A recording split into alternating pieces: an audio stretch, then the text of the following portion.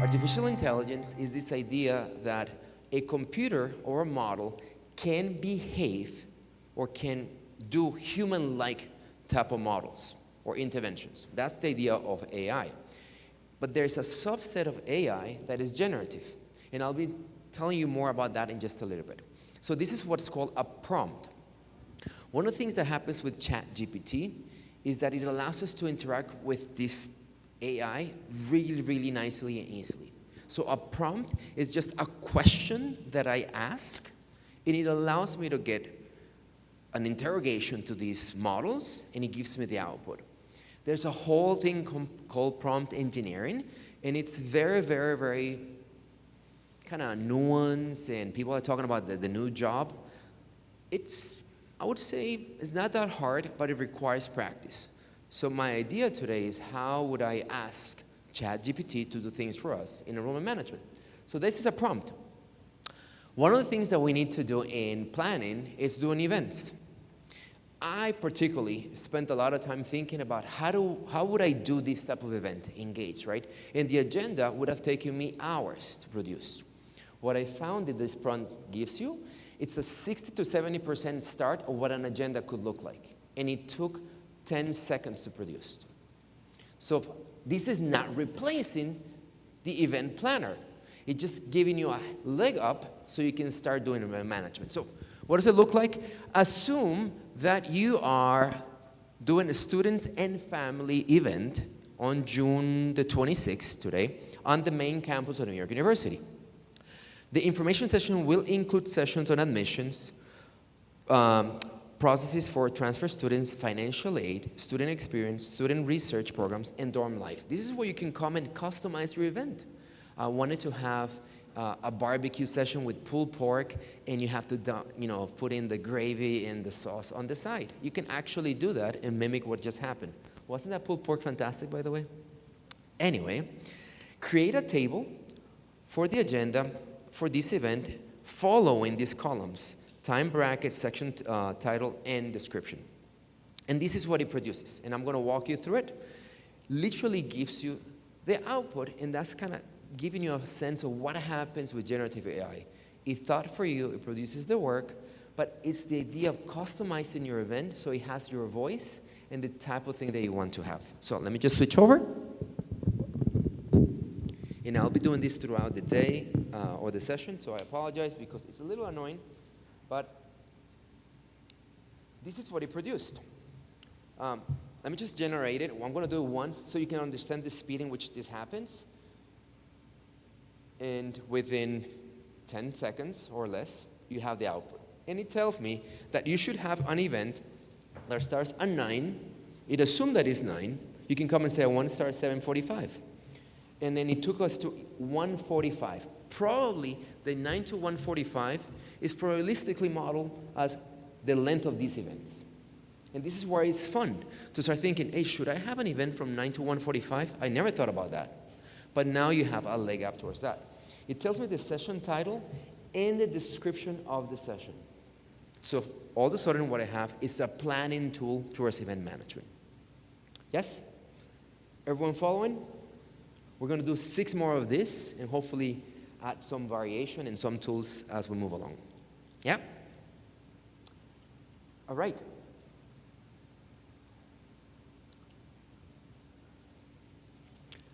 What happens after you do an event? Right? We got to pay the bill. And most likely, you want to do surveys. And this is where I found my team to be the worst. We just did this experience, and we never had the time to come and instrument the how did we do, and roll it out, and learn from it. And what I actually found that it was so interesting is that when I gave my team, give me a survey, it was 10 hours later, and it was literally competing. So let's see how ChatGPT tells us that we should do an event survey. So in this case, in the honor of SIMO, create a detailed survey to collect feedback from SIMO Virtual Open House. The survey should contain questions about general satisfaction with the event, virtual activities, and the usefulness of the networking opportunities, maybe a graduate type of open house. Make the layout simple to comprehend, interesting and tailored to the program, the target demographics of my students. Notice I did not mention the demographics. Let's see what it does. But you can come and say, I want it to be 60% female, 40% men. You can do all these nuance, and the refinement of the prompt is what you own.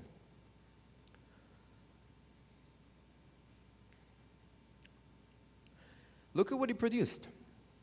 It produced 1, 2, 3, 4, 5, 6, 7, 8, 9, 10, 11, 12, 13 questions. Some of them are Larker scale, right? A question such as, how likely are you to apply to Southern CMO, right? After attending the CMO virtual open house? Likely, not likely. It gave us questions such as, did you find the networking opportunities provided during CMO helpful? I prompted this, but I did not prompt that one. So you start seeing the nuance and how it should help you accelerate the production of the artifacts that you need in enrollment management as it relates to planning. Copy paste and launch into your, I guess, element forms, and then now you have a survey.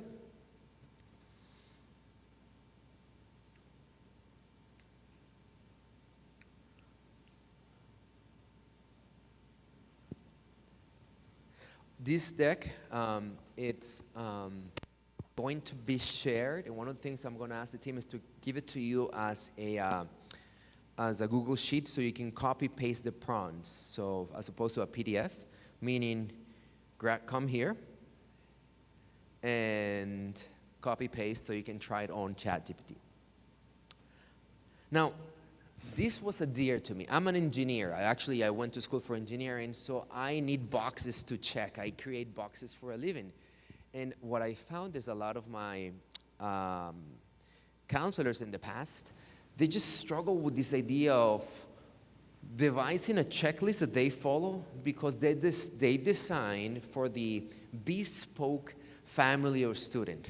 Whereas the checklist should summarize 80% of the things that we'll be doing, and 20%, the bespoke, the kind of edge case, is really hard to check box. So you have now a really difficult question, in my opinion.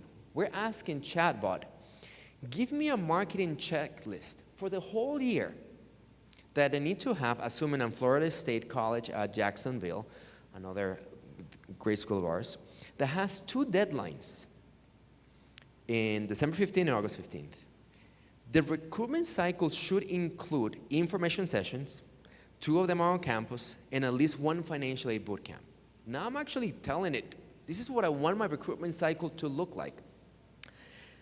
Give me the tasks that a marketing team needs to follow for event planning, engagement prospective students, and gathering feedback.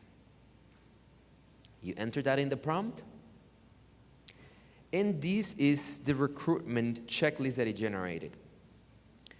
It generated 10 steps. Let's just review 2 of them.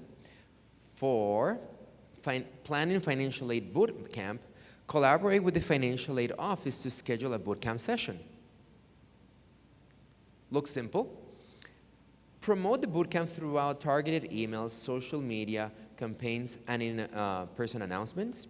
Number 3, create and engage an informative presentation or workshops to educate prospective students and basically the attendees. So for that specific one, what he thought of is schedule it, promote it, and design the content. So very, very straightforward, but it's helping you think, and in my opinion, it starts scaling your operations, and you can give this to a team and kind of fill in the blanks or just follow this script. Okay? Everyone with me? We're going to do 4 more of these, and now I'm going to start introducing tools.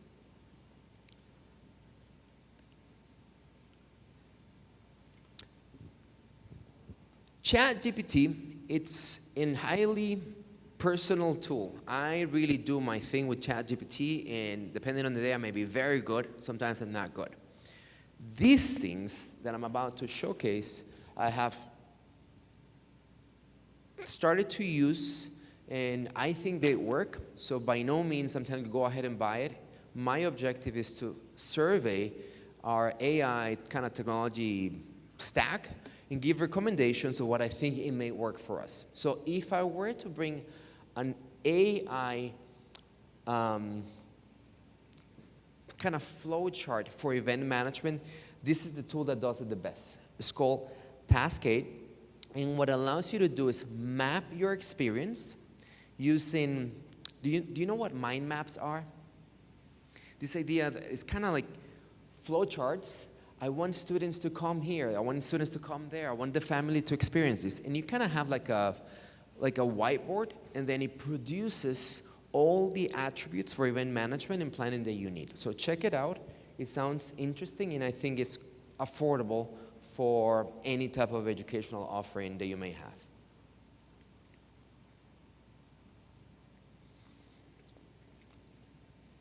Let's switch gears to our second prompt. What you're seeing is the generative AI graph, and this is basically what an LLM looks like. So what I'd like to leave you with is, all right, we're interrogating this AI.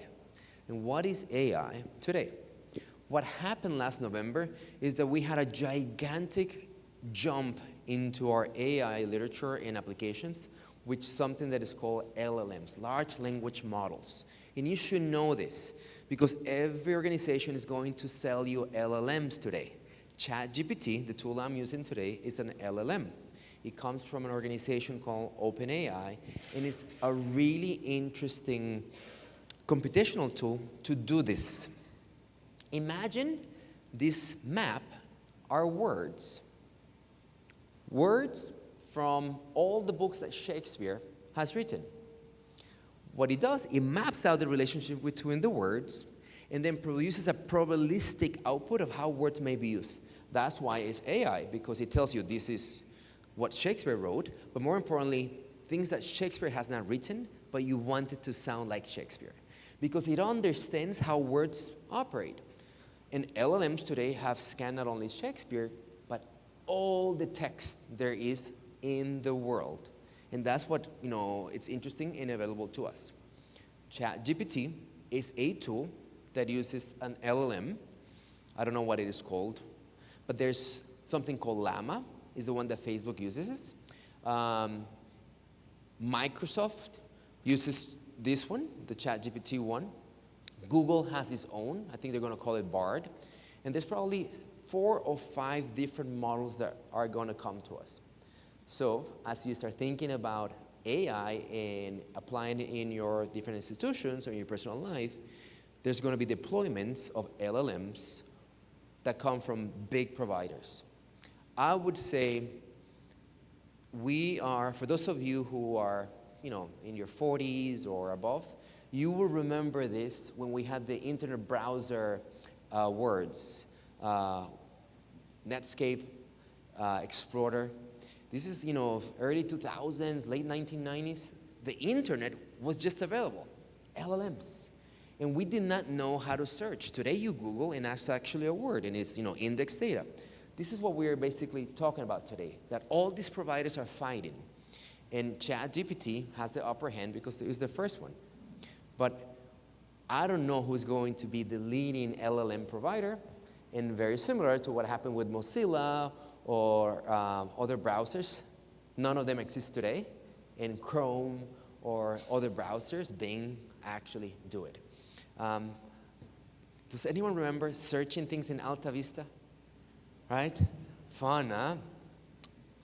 Communications. One of the things about ChatGPT, as we start thinking about how do we market and communicate to our prospective students, is this idea that the same copy, come to the school with this tonality, talk about research, now needs to be deployed contextually. The LinkedIn post is not the same thing as the Facebook post, as the bulletin board, and that usually takes time and money. One of the things I always struggle with is I don't have a professional arm in my team that can do this professionally. When we did a bulletin board or copy, it looked like a student did it. So we brought in agencies like Spark and things of that sort that did the work for us. So today, we have an upper hand on that. So in this case, I'm asking ChatGPT, can you do a post, LinkedIn specific, for a 2023 application cycle at New York University? Assume the application deadline is rolling, but the classes start on August 15th. Focus on, look at this, focus on the research agenda at Tandon School of Engineering, its faculty, the financial aid for international students, and showcase athletics, the cafeteria, and New York City life. This is where you start controlling the tonality and the messaging that your respective schools and programs deserve. You make the post your own. I can walk you through it, but look what it does. It actually produces the title that you should be using. Some of these titles will be also optimized for how the platform works, if the platform will be search engine optimized and things of that sort. The tonality that is successful in a place like LinkedIn, and the length of the post. You can come back and say, now give it to me in a Twitter-like post. Give it to me on a bulletin board. And you can start changing the medium, and you end up with the same contextual output in the sense that it's the tonality and the message that you want, but contextual to the medium. Okay? Everyone sees this application?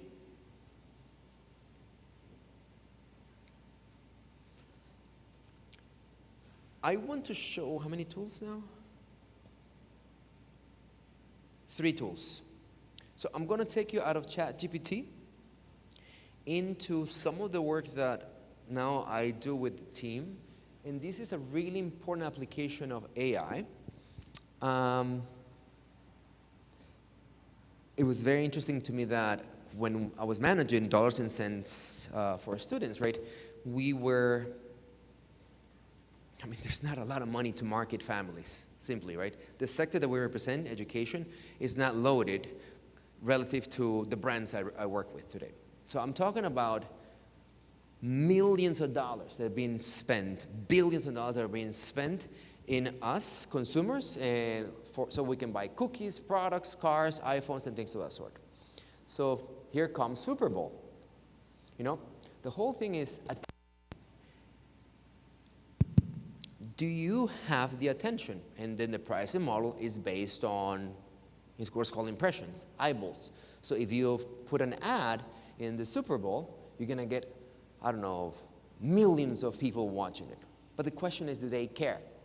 If I'm watching TV today, because I have a 2-year-old, guess what I'm not doing? Paying attention to the TV, right? I'm running around, you know, don't break that, don't play with the hammer, no, that's a knife, stay away from it, all that kind of stuff. So one of the important things on advertising and marketing today is how you start scoring attention and relevance. So what I'm about to showcase, it's the deployment of neuroscience on advertisement. And this is something that is very affordable. I will not be bringing things that we will use for a Fortune 500 brand. This is technology that costs $10,000 a year. It's not that crazy. And what it does, you can run any video. Let's say your counselor does a video on campus, and it would analyze where does the eye go, where does the ear go, and basically the interactability that your ads have. And specifically, it would give you a scoring of attention, emotion, and cognitive recall. It's my ad, too difficult to understand. Where are people going? And let me just model it here. This is an ad that we did for a national campaign, and it has about 3 million views on TikTok, and you can see where the ad was successful or not.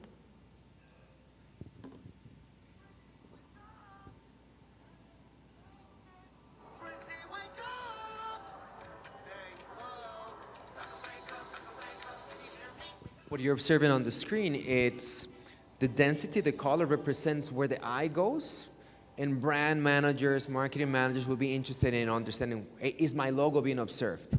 Is that application, submit application now, in the right spot, right?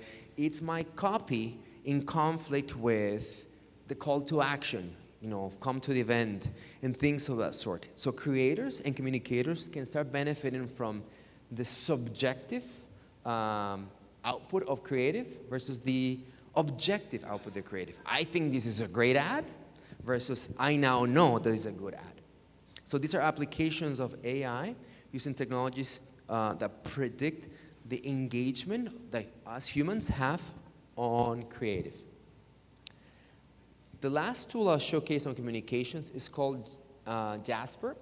This is the best tool that you can think about if you're managing your own marketing communications material in-house. Because what allows you to do is create a workflow that is interactive. Hey, professor, can you approve the message? Hey, financial aid, are these the 3 checklists that you need on your family? Or hey, communications department, is this the right branding style guide that you want me to use? All the type of interactability that sometimes we are being thrown and you have to manage on campus allows you to be deployed. And then you can come and say, I want you to rewrite this approved message in a formal tone because I'm going to send it to, I don't know, parents. Can you now make it socially, adaptable for 15-year-olds? I need to give me a TikTok, and I need you to give me 17 posts for Facebook.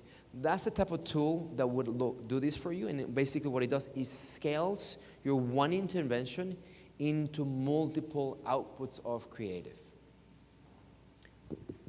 Again, if I was thinking about I'm going to break men's with my marketing firm or advertisement firm, this is the tool I will be bringing in-house to start doing my own creative.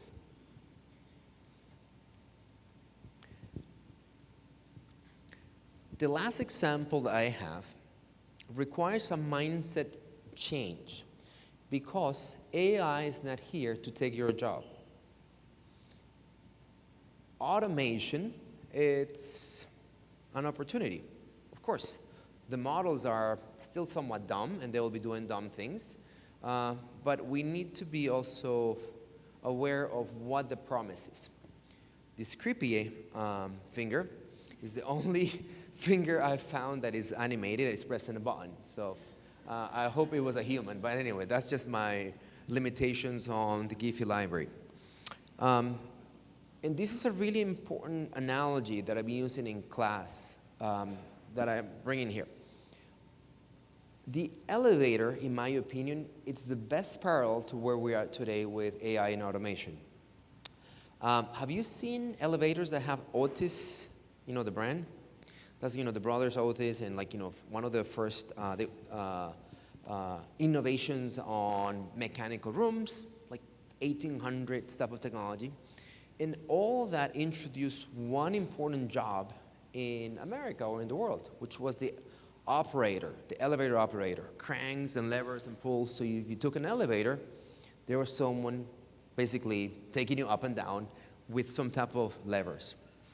In 1940s, the biggest innovation to elevator systems came about. The push button. And of course, as you can imagine, technology and innovation replaces the work. Now, the automator, the person pressing whatever the crank, is no longer needed. And we've gone through that evolution. By the way, this is not AI. This is what already took place, in my opinion. What we are starting to see now in AI is where elevators are at today. How many of you press buttons in elevators? I certainly don't at work. Does anyone know what I'm talking about? Have you been to these buildings? At home, I have to press the elevator because I don't live in that fancy of a building. But at work, in many other places, when I scan my badge, it tells me B5. So I look for elevator B5. It knows that I go to the 25th floor, and it's usually 25, 37, and 85. Do you know what I'm talking about? These elevators that tell you take this, right? You tell where you're going, and it tells you go here. It's routing you, right? Now everyone sees the example. You've seen those elevators. That as opposed to coming in and pressing a button, it's telling you take elevator 3 or 4, because it's much better for us to be told where to go than doing a queue or having an elevator go to, if you live in New York City, this happens a lot. Floor 1, 2, 3, and then you have to go all the way to 55. So like, it doesn't make sense to do 1, 2, 3. You can go all the way to 55, right? Or things of that sort. So what you start seeing is that you have technology making decisions for us so that we can then shift our attention to other problems. Which, for example, could be, I don't have to be in an elevator stuck for 7 minutes. I could get to my office in under 2 minutes. And that's the mindset that we need to have when we start thinking about the following. In my opinion, these are the most controversial applications of AI today. And if I were to push this in the office, I would hear a revolt. And believe me, I know what revolts look like because one of my fun contributions to higher education or NYU was to introduce online education. And I still had professors doing the films, and they went from films to online. It was a disaster. So something similar here is about to unfold. Look at this prompt. Summarize the student essay in 3 bullets and recommend admissions based on academic excellence, world exposure, and civic engagement. The last 2 prompts, the last 2 words, were the admissions criteria of the last graduate program I managed. A student would be admitted, a graduate student, based on their academic excellence, their world exposure, and civic engagement. It so happened that these graduate students wrote very long essays, and it took us, 30 minutes per essay, 2 reads. You get the point. Let me actually demo this, because I think this is a fun one.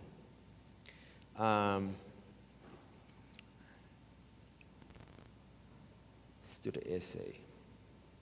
So this is the essay of a graduate student in 2015. That was the last time I was doing this. So I'm going to copy it. It's probably about 1,500 words. Create a new chat.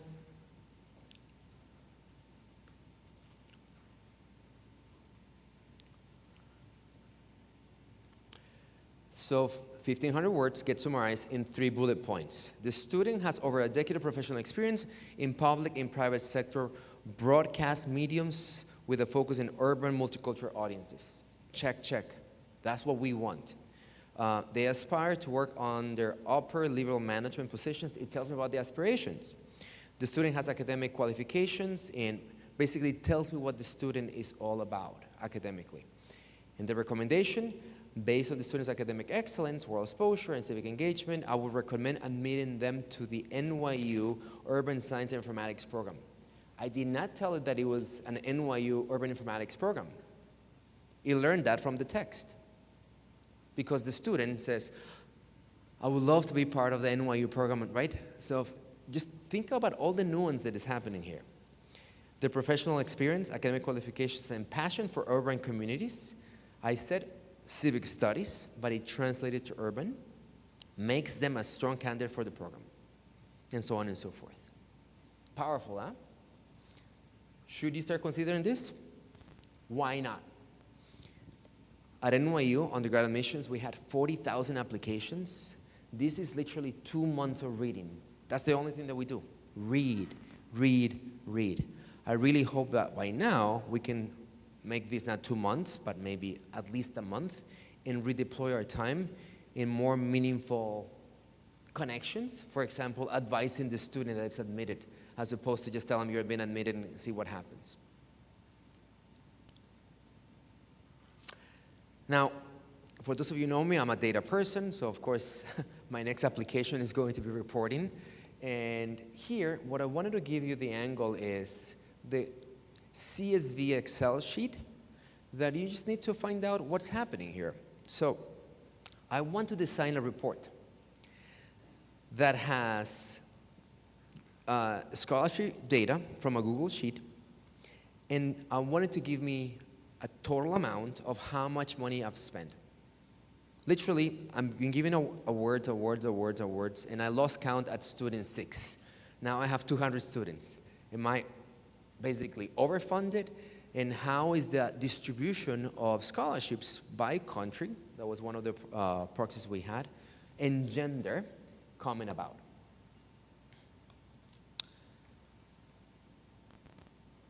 Let me show you how this looks like.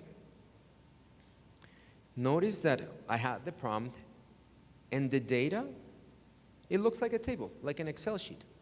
So if I'm just grabbing it and copy pasting as it is on ChatGPT, and it gives us this report. Hey, you have awarded a total of $314,000 by country. This is the representation. So in this case, I can come and quickly learn that in China, I'm given the most. I'm sorry, the US, followed by China. Then there's India. And by gender, the breakdown is 55% male, 45% female. And that's basically what we all can do on Excel. And you can do these reports. But now you start seeing other tools that allow you to start summarizing. And the good thing is that I could come and interact. So can you rank the countries? And it just sorted the data for me. One of the things that happens in Excel is that you have to think like an accountant, what's called tabular data. Here, what we now have is the potential to think like us, humans, with semantics. And, I don't know, use accents if you want to, right? Speaking of accents.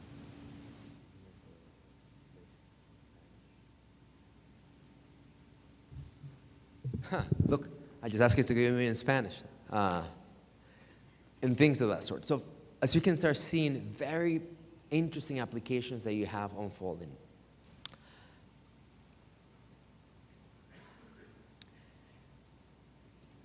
Prediction and forecasting is something that we don't do really well. I don't think I've ran into a school that manages a deposit timeline forecaster that I am, I'll put my hands on the fire for that school. And if you are the school, please let me know, because I'd like to learn about how you do it. So the application here is, I have application dates when you applied, when you submitted, and when you deposit. I'm asking it to give me a report of how many deposits I have by month and forecast 2 months. Is it a good forecast? This is where you will come and interrogate and maybe technical depth. I want you to apply this forecasting technique and whatnot. But look at the potential that you have at hand. It gives, the data stops in July. August and September are additional inputs. So it tells me that in January I have 8. By the way, this should be deposits. I don't know why I said applications. 22 in February. And you can see the numbers all the way to August. August, we have 11, and September, 11. This is ChatGPT understanding the signature, your deposit timelines, the applications, and forecasting that you should expect 11 deposits in August and 11 deposits in September. The prompt that I use here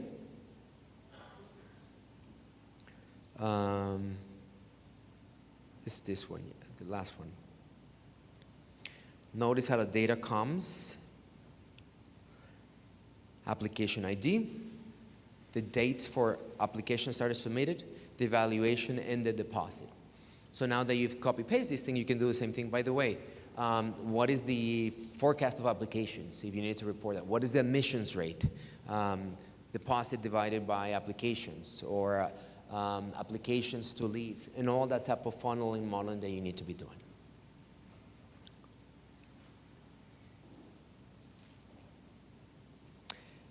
I will be linking to this document that has a review of all the tools that I think you could be benefiting from.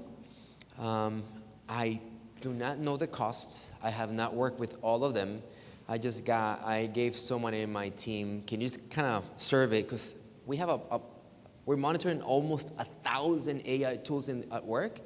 So they did a review of what they think are the best tools for video generation and editing, because we do a lot of video in our shops.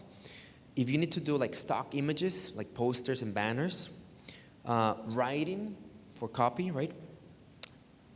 Face generators, a lot of diversity in our programs and whatnot, audio, and productivity tools. So that's basically, and of course, learning. If you needed to start thinking about teaming up with academic affairs, that's also some of the surveys that we're seeing to be interesting. So you have this tool, and it's giving you our recommendation of probably the most interesting tools that you could be surveying. Most of these tools use a membership kind of premium, so it's by month, and they become affordable over time. The last thing I want to showcase, and I'm going to do this in 30 seconds, and I know that Element, it's really pioneering the chatbots. And I don't know if RDs and the product team has seen this. This is the best chatbot I've seen today, and it's not an academic application. It's called Hey Pi, and it starts showcasing how we can start finding meaningful interactions with AI. So in this case, this is where I left it.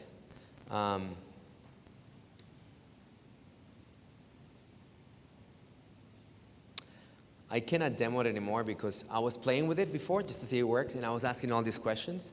But anyway, it's really an interesting way how friendship and meaningful interactions can be produced, and the experience that a student can learn or have as these chatbots start come to emerge. And I wouldn't be surprised if your Element chatbot was going to start looking like this. The last thing I want to showcase is number 2 in this deck.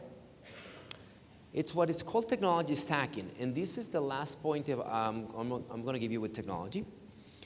If ChatGPT is how you do your own journeys, technology stacking is where you find a lot of AI practitioners using this to produce, let's say, the script. This other tool to automate the script with a human, and this other tool to do the actual 17 videos or 7,000 videos. This stacking example, which uses syllabi for the script, synthesia for the video, and repurpose for the contextual video, produce 2 years worth of video for a brand. Just imagine what 2 years worth of video are. I mean, I cannot even imagine how many videos there are. But if the aspect that we now have in our hands is the production costs that we had to surface. It used to cost me like $50,000 to do a video back in the day, right? Now we can produce that under probably 2 cents. That's the advantage that we have today. But what you need to practice with this idea of technology stacking, because having something end-to-end is not available at the moment. With that, love to take questions, because I just went through what is in my head and how I will bring it to your teams, hoping that you could basically use the deck as a guide, but more importantly, start thinking about, oh my gosh, the applications I have are immense. With that, any questions?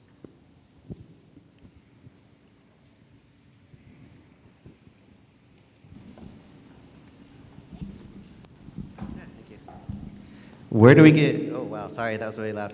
This isn't karaoke. Where do we get access to that AI inventory that you listed up there? I am assuming this deck is going to be available somewhere. And for all the attendees, if you're virtual, to you as well. Yes, so it is, and all these are clickable. So I made it so you can click through and find the resources, and the resources are open. So you say we have to wait a month? Oh. I don't think you have to wait a month. Knowing this Element team probably is coming to you in 2 days, 3 days, 4 days. Hey, it's in your inbox already. Wow, impressive. JC, we've got a question over here too. Hello. My question has to do with undergraduate applications and getting essays that we don't know if they were generated by AI or actually by the student themselves, and what your opinion is on that.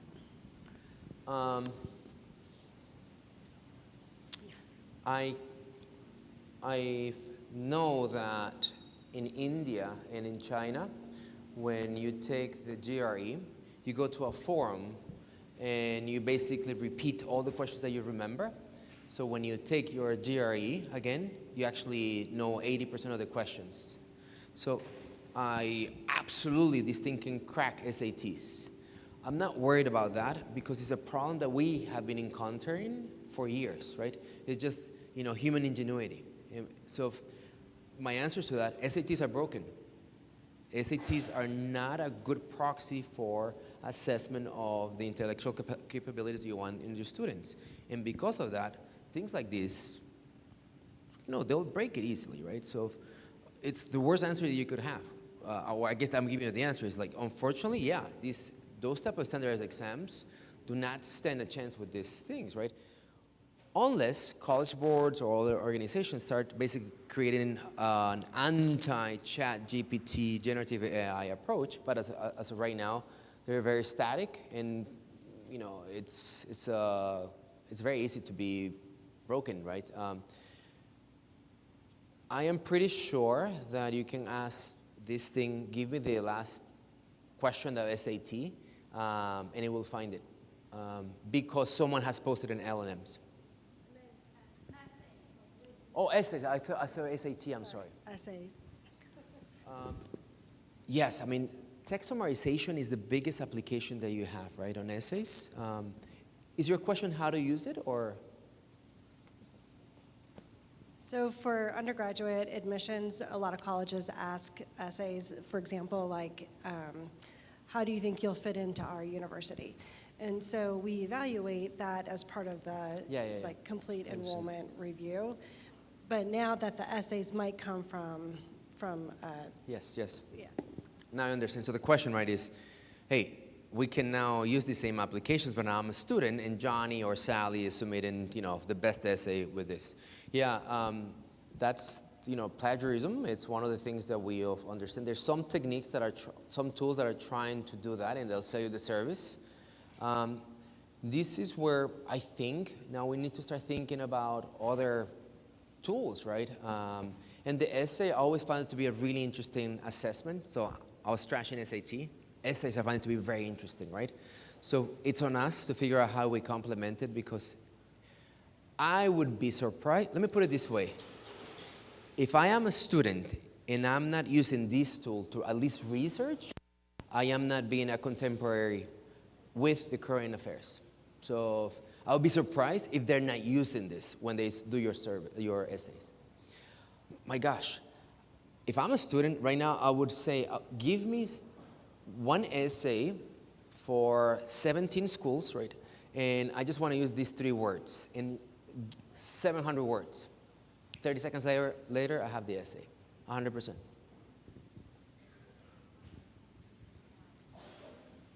Hello. There you go. Okay. Hi there. So as we're all kind of working to build those genuine relationships with students, do you have any insights on some of the ethical and legal implications that institutions need to be keeping in mind when kind of unleashing and utilizing this AI in a barrage of efficiency, I guess? Yeah, that's really where the state of AI is at the moment, which is the legal framework that allows for copywriting or protecting content. I don't know if you heard the deep fake from Drake, and these things are really a struggle in the legal system. Today, there's no governing, but I'm not a lawyer. If you're a lawyer, please, fill in the blanks. But today, there's nothing that protects me. I have a public voice in academics, right? So you can literally train an algo on JC's voice with an accent or without an accent, whatever, and say, write something on JC's voice. And it will do it. And I cannot prevent it I cannot omit myself from an LM to pick up JC's voice, right? Which is going to be ESL, technical, and if it could do motions, it will do a lot of hand waving, right? So yes, there's no legal frameworks to it.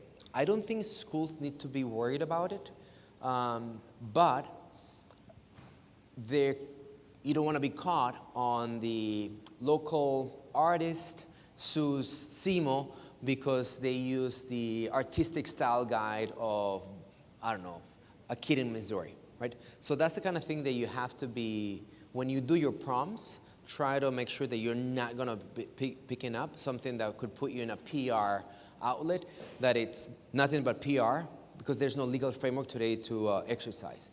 And it's forthcoming. Copywriting and IP will evolve to capture all this type of mining. I think we're at time. Happy to take questions on the side. Thank you for your time, and more importantly, have fun with this experiment. Give it to your students, give it to your staff, and see how we as a profession start introducing all these things. Bye, everyone.